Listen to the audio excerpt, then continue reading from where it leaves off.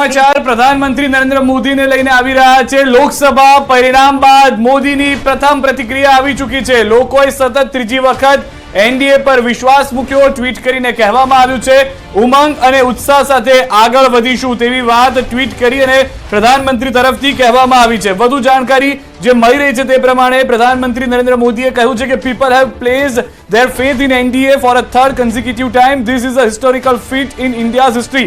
I bow to the Janta Janardhan for this affection and assure them that they will continue the good work done in the last decade to keep fulfilling the aspiration of people. તો ઇંગ્લિશમાં કે tweet કરવામાં આવી જેમાં સ્પષ્ટ કહ્યું છે કે જનતાએ જે વિશ્વાસ મૂક્યો છે અને સાથે કાર્યકર્તાઓનો પણ આભાર માન્યો છે। I also salute all our કાર્યકર્તાસ for their hard work. Words will never do justice to their exceptional efforts. આ સ્પષ્ટ કરી દેવામાં આવી છે ટ્વીટ કરીને પ્રધાનમંત્રી નરેન્દ્ર મોદી તરફથી કે જેઓ શક્યતાઓ હતી કે બહાર આવીને જે પ્રેસ કોન્ફરન્સ છે તે કરવાની વાત હતી, હજી સુધી તેને જાણકારી નથી મળી, પરંતુ ત્રીજી ટર્મ જે રીતે જૈનિકભાઈ પણ કહી રહ્યા હતા કે એક નોન કોંગ્રેસી નેતા કે જે સતત ત્રીજી ટર્મમાં પ્રધાનમંત્રી બની રહ્યા છે, એનડીએ પર વિશ્વાસ મૂક્યો છે અને 280 બેઠકો જે એનડીએ જીતી ચૂક્યું છે, હજી પણ 12 બેઠકો પર એનડીએ આગળ ચાલી રહ્યું છે। એ સ્પષ્ટ છે કે જાદુઈ આંકડો એનડીએ મેળવી લીધો છે। હવે આ 12 બેઠકોમાં એનડીએ જે આગળ ચાલી રહ્યું છે તે પણ જીત તરફ જાય છે, તો 292 બેઠકો એનડીએ ની થઈ જાય છે। બીજી તરફ ઇન્ડિયા ગઠબંધન 206 બેઠક જીતી ચૂક્યું છે, 27 બેઠકો પર તે પણ આગળ ચાલી રહ્યું છે। સ્પષ્ટ છે કે ઇન્ડિયા ગઠબંધન પાસે હાલમાં બહુમત નથી। જોડ અને તોડ શું થાય છે, કારણ કે શરદ પવારે નીતિશ કુમારને ફોન કર્યા હોવાની પણ જાણકારી મળી રહી છે। દીપા, પ્રધાનમંત્રી મોદીનું આ ટ્વીટ ખૂબ જ મહત્વપૂર્ણ એટલા માટે કારણ કે કાર્યકર્તાઓ જે છે તેમને થેન્ક્સ તેમણે કહ્યું છે, આભાર તેમનો વ્યક્ત કર્યો છે। અત્યારે જે પરિણામ આવ્યા છે તેને લઈને કાર્યકર્તાઓ નિરાશ ના થાય એટલા માટે પ્રધાનમંત્રી મોદીના આ પ્રયત્ન। જૈનિકભાઈ, ના, પ્રધાનમંત્રી એ ભારતીય જનતા પાર્ટીને માટે દરેક કાર્યકર્તાઓને એમને જે વાત કરી છે એ ચોક્કસપણે એમને એ વિશ્વાસ વ્યક્ત કર્યો છે કે ભાઈ હવે ઉમંગ અને ઉત્સાહ સાથે આપણે આગળ વધીશું। કાર્યકર્તાઓનો આભાર પણ માન્યો છે, કારણ કે આ એક નાની જીત નથી। જેમ મેં આપને કીધું એમ 10 વર્ષ બાદ પણ જે જનતા જનાર્દને વિશ્વાસ મૂક્યો છે એમાં કાર્યકર્તાનો પણ ચોક્કસપણે ખૂબ મોટો ફાળો રહ્યો હોય, અને એટલા જ માટે આ પ્રધાનમંત્રીશ્રીએ ટ્વીટ કર્યું છે અને આગામી દિવસોમાં એમને ફરી એકવાર એમ કીધું છે કે ઉમંગ અને ઉત્સાહથી આગળ વધીશું। એનડીએ ફરી એકવાર સરકાર બનાવવા જઈ રહી છે, આ એક ઐતિહાસિક સિદ્ધિ છે અને આ એક ખૂબ મોટી વાત કહેવાય। આગામી દિવસોમાં પ્રધાનમંત્રી જ્યારે ફરી એકવાર શપથ લેશે અને ફરી એકવાર જ્યારે દેશનું સુકાન સંભાળશે ત્યારે એક જનતાએ જે એમની પર વિશ્વાસ મૂક્યો છે સાર્થક કરશે, હું ચોક્કસપણે માનું છું। બાબુભાઈ, અહીંયા આગળ જે વાત હતી એ સ્પષ્ટ થઈ ચૂકી છે। કેટલાક સ્પેક્યુલેશન્સ એવા પણ હતા કે પ્રધાનમંત્રી નરેન્દ્ર મોદીને કદાચ ચહેરો બદલવાની કેટલાક વિશેષજ્ઞોએ પણ વાત કરી હતી। સ્પષ્ટ કરી દીધું છે ટ્વીટ કરીને તેઓ જ પ્રધાનમંત્રી છે, તેઓ જ દેશને આગળ ધપાવશે, તેઓ જ ચહેરો છે। જો ભારતીય જનતા પક્ષ અને એનડીએ કોને પ્રધાનમંત્રી તરીકે નક્કી કરવા એ એમનો પોતાનો વિષય છે। એમાં કોંગ્રેસની કે બીજા કોઈને સલાહ માનવાની હોય નહીં, અને કોંગ્રેસે સલાહ આપવાની ફોન કર્યો છે નીતિશ કુમારને, એટલે એ શરદ પવારજીના અંગત સંબંધો છે। અને દરેક પક્ષને, ધારો કે ભારતીય જનતા પક્ષ પાસે અત્યારે 272 સીટો જોઈએ છે ને, બરોબર, એની 294 સીટ છે, એટલે 26 સીટો એનડીએ પાસે વધારે છે। હવે 26 સીટો માટે એમને જે રાખવાનો છે ભરોસો, બરોબર, એ નીતિશ કુમાર ઉપર અને ટીડીપી ઉપર રાખવાનો છે। નીતિશ કુમારની અને ટીડીપીની વિચારસરણી અને ભાજપની વિચારસરણી અલગ છે, બંનેનો એજન્ડા અલગ છે, બંનેની પોલિટિકલ આઉટલાઇન અલગ છે, પોલિટિકલ થિંક અલગ છે। એટલે એ જે અમને જે ગાળો દેશે કે અમે ખીચડી ભેગી કરી છે, આ લોકો ખીચડો ભેગો કરશે। એમને સ્પષ્ટ બહુમતી મળી હોત તો જે પોતાનો એજન્ડા છે એ સ્પષ્ટપણે ધપાવી શક્યા હોત।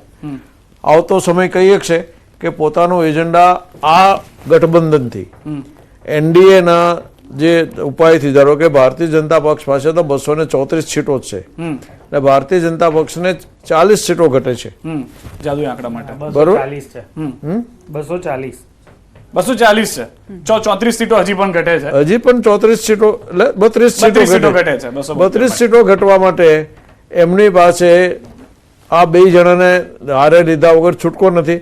આ લોકો તો હમણાં ઇલેક્શન પહેલા એમની સાથે આવ્યા, બાકી તો એમને વિરુદ્ધ હતા. 2022ની ચૂંટણી, આપણે 19ની ચૂંટણીમાં ચંદ્રબાબુ નાયડુએ જેટલા પ્રયત્ન કર્યા ભાજપને હરાવવાના, જેટલા દાડોદાડી કરી, એ બધાને ખ્યાલ છે. અને નીતિશ કુમાર હંમેશા સગવડિયું રાજકારણ રમે હું એ જ કહી રહ્યો છું. એટલે તમે એ રીતે જ કહેવા માંગી રહ્યો છો કે તમે જેના પર ભરોસો કરી રહ્યા છો એ ભરોસા પાત્ર નથી. બાબુભાઈનું કહેવું એવું છે ઇનડિરેક્ટલી. હું તો ઇતિહાસ કહું છું ભાઈ, એટલે એ રીતે જ વાત છે. બાબુભાઈ જે કહે છે એ રીતે મને થોડીક નવાઈ લાગે છે, કારણ કે આજ કોંગ્રેસ જોડે બિહારમાં આજ જેડીયુ જોડે કોંગ્રેસ બેસી ગયું હતું. એ જ રીતે આપણે વાત કરીએ તો શિવસેના જોડે બી જે વર્ષોથી ભારતીય જનતા પાર્ટીનું એલાયન્સ હતું, જે એમ કહેવાય કે પ્રો હિન્દુ અને કોંગ્રેસની છાપ એક સેક્યુલર તરીકેની છે, એની જોડે બી બેસી ગયું ને અત્યારે કર્યું. એટલે કોંગ્રેસે તો આ કહેવાનો કોઈ મતલબ નથી રહેતો, પણ આ જે બી એલાયન્સ છે એ પ્રીપોલ એલાયન્સ છે. અને આજે પણ તમે કેસી ત્યાગી હોય કે જ્યોત્સનાજી હોય ટીડીપીમાંથી, એ જે એમના ઓફિશિયલ સ્પોક્સ પર્સન છે, એમને ક્લિયર કટ મીડિયા સામે કીધું છે કે અમે પહેલા પણ ભારતીય એનડીએ જોડે હતા, આજે પણ છીએ અને આવતીકાલે પણ રહીશું. એટલે આમાં ક્યાંય મને કોઈ સંદેહ દેખાતો નથી. કોંગ્રેસ સ્પેક્યુલેશન કરે છે કે 92 સીટ સાથે કદાચ મુંગેરીલાલ કે હસીન સપનાની જેમ અમને તાજ મળી જાય, પરંતુ એ તાજ ક્યાંય દેખાતો નથી. અને ચોક્કસપણે જેમ મેં આપને કીધું એ પ્રમાણે પ્રધાનમંત્રી નરેન્દ્ર મોદી જ બનશે અને ટૂંક જ સમયમાં, એટલે ટૂંક જ થોડા જ દિવસોમાં એ શપથ પણ લેશે.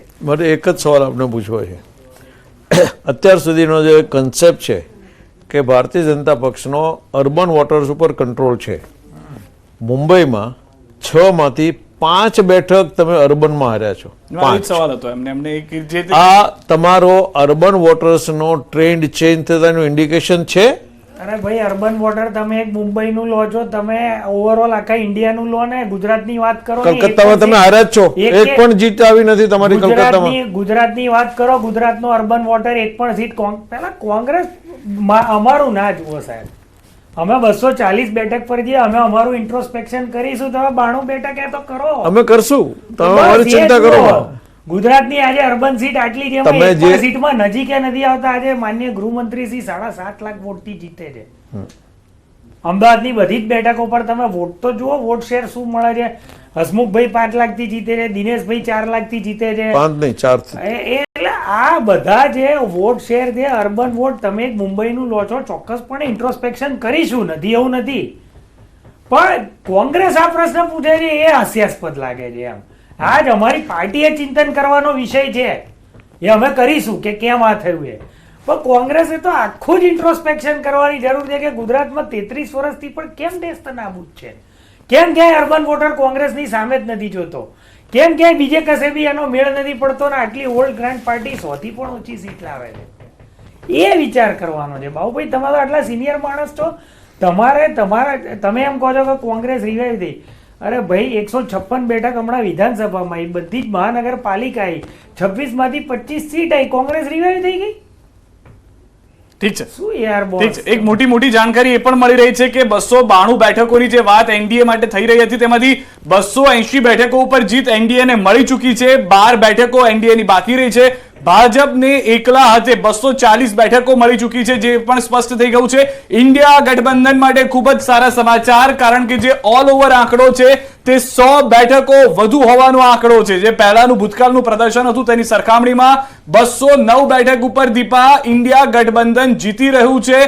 હજી પણ કેટલીક બેઠકો એવી છે, 20 થી 22 જેટલી બેઠકો કે જેના પર તે આગળ ચાલી રહ્યા છે. બાબુભાઈ, મને એક સવાલ થાય છે કે અત્યારના જે વલણ છે અને ત્યારબાદ જે ઉમેદવારો જીત્યા છે તેમને બચાવવાનો પણ કોંગ્રેસ માટે મોટો પડકાર રહેશે, કારણ કે એક જ ગેનીબેન જીત્યા છે ગુજરાતમાંથી. એવું તો નહીં થાય ને કે ભવિષ્યમાં તે પણ?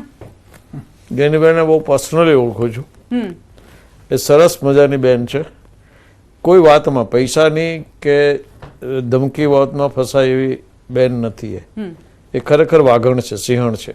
ધમકીની તમે વાત કરી એટલે ગેનીબેને પણ એક જ્યારે કીધું હતું કે જો હું આવી ગઈ, બહુ અંગત રીતે ઓળખું છું અને તમામ લીગલ રિક્વાયરમેન્ટ એમની હોય એનો હું એક જ આધાર છું. બાબુભાઈ, હવે જ્યાં સુધી જ્ઞાનીબેનની- હું જ્ઞાનીબેનને ઓળખું છું ત્યાં સુધી તો જ્ઞાનીબેનમાં કોઈ ફેરફાર નહીં થાય.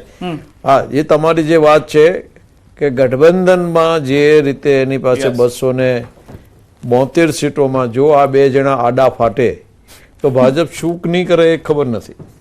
એ કોંગ્રેસ નહીં તોડે. એટલે ભાજપ માટે ટફ સાબિત થવાના છે આજે ટીડીપી આ જે છે એટલે હું કહું છું આવતી 24 કલાક દેશના રાજકારણ માટે બહુ મહત્વની હશે.